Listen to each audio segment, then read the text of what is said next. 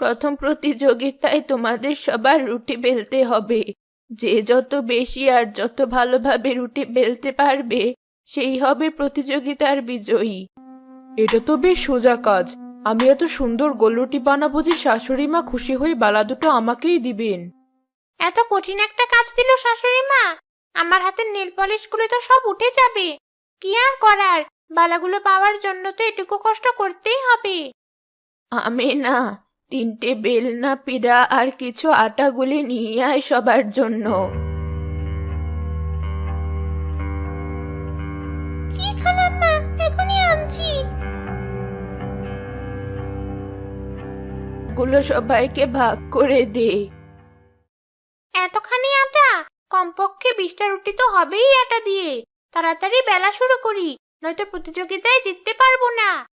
ছোট বউয়ের কাণ্ড দেখো, এমনিতেই তো ঠিকমতো রুটি বানাতে পারে না, এখন তাড়াহুড়ো করতে গিয়ে কিসব এবড়ো থেবড়ো ছেঁড়া রুটি বানাচ্ছে।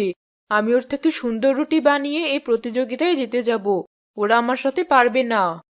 ছোট বউ তাড়াহুড়ো করে অনেকগুলো রুটি বানিয়ে ফেলেছে, আর বড় বউ বেশি একটা রুটি বানাতে না পারলেও ওর বানানো রুটিগুলো দেখতে অনেক সুন্দর হয়েছে। যেখানে আমার রুটিগুলো দেখতেও একদম স্বাভাবিক আর পরিমাণেও ছোট বউয়ের চাইতে কম। এই প্রতিযোগিতায় আমার জেতা সম্ভব না। তোমাদের সময় প্রায় শেষ হয়ে এসেছে। হয়েছে তোমাদের রুটি বানানো? জি মা, আমার শেষ।